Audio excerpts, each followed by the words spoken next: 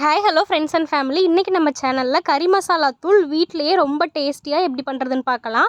இந்த கறி மசாலா தூள் போட்டு நம்ம குழம்பு வைக்கிறப்ப ரொம்ப டேஸ்டியாக இருக்கும்.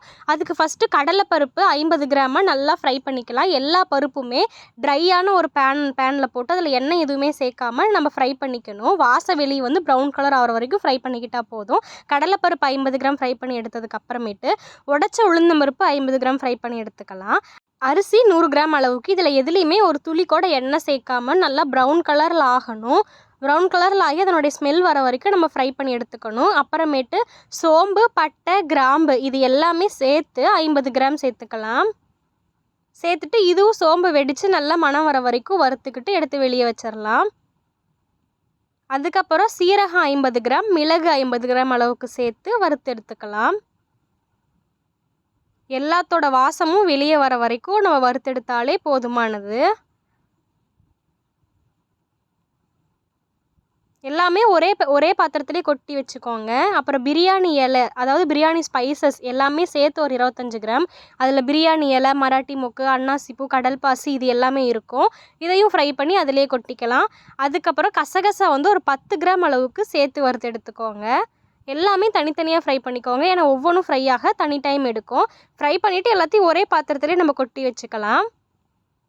அப்புறம் இதில் 1 கிலோ அளவுக்கு மல்லி, கொத்தமல்லி இருக்கு இல்லையா, தனியா, அது வந்து 1 கிலோ அளவுக்கு சேர்த்து அதையும் ஃப்ரை பண்ணிக்கிட்டு நல்லா வாசம் வர வரைக்கும் ஃப்ரை பண்ணி வெளியே எடுத்துக்கலாம். எதுக்குமே நம்ம எண்ணெய் துளி கூட சேர்க்கக்கூடாது. வெறும் வாணலில் வறுத்து எடுத்துக்கணும் வாசம் வர வரைக்கும்.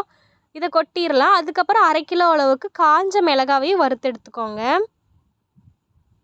இது எல்லாத்தையும் ஒன்றா மிக்ஸ் பண்ணி நம்ம காய வைக்கணும். நல்லா மொட்டை மாடியில் ஒரு நாள் ஃபுல்லாக நல்லா வெயிலில் காய வைங்க. வெயில் கம்மியாக இருந்தால் 2 நாள் கூட நல்லா காய வைக்கணும். இது கூடவே கருவேப்பிலை வந்து ஒரு கைப்பிடி அளவுக்கு நல்லா காய வச்சு சேர்த்துக்கோங்க. அது தனியாக நான் காய வச்சுருப்பேன். நல்லா மொட்டை மாடியில் போய் ஒரு துணி விரித்து போட்டு நல்லா பரப்பி விடுங்க. ஒரு நாள் ஃபுல்லாக இது நல்லா காயணும்.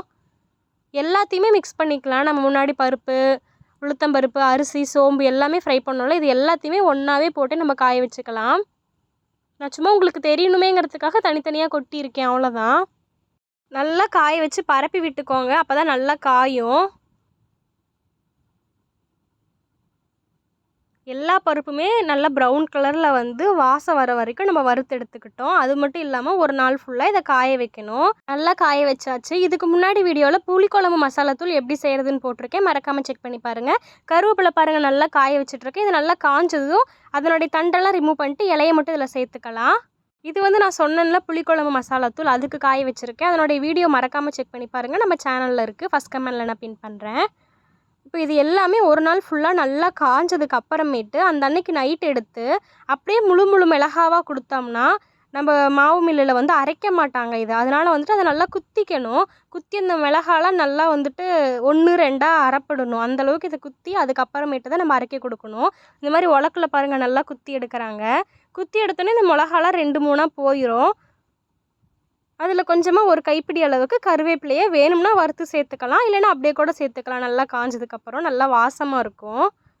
இப்போ இது ரெடியாக இருக்குது. மிஷினில் கொடுத்து நம்ம நல்லா ஃபைன் பவுடராக அரைச்சிக்கலாம். நம்ம மிக்சியில் அரைச்சோம்னா அந்தளவுக்கு ஃபைன் பவுடராக வராது. அதனால் மிஷினில் கொடுத்தே அரைச்சிக்கிற வரைக்கும் நம்மளுக்கு நல்லது. மிஷினில் கொடுத்து அரைச்சி எடுத்துகிட்டு வந்தாச்சு. இதோ பாருங்கள். இப்போ வந்து இது ரொம்ப ஹீட்டாக இருக்கும். ஸோ மூடி வச்சோம்னா வேப்பர் ஃபார்ம் ஆகி கட்டி விழுறதுக்கு நிறைய சான்ஸ் இருக்குது. ஸோ அன்றைக்கி ஃபுல்லாக இது ஓப்பன்லேயே இருக்கட்டும். அவ்வளோதான், புளிக்குழம்பு மசாலா தூள் ரெடி ஆயிடுச்சு. இதே மாதிரி ட்ரை பண்ணி பார்த்துட்டு எப்படி இருந்துச்சுன்னு மறக்காமல் கமெண்ட் பண்ணுங்கள். இந்த வீடியோ உங்களுக்கு பிடிச்சிருந்துச்சுன்னா மௌனி மீடியாவை சப்ஸ்கிரைப் பண்ணி ஒரே லைக் மட்டும் கொடுத்துக்கோங்க. பாய்.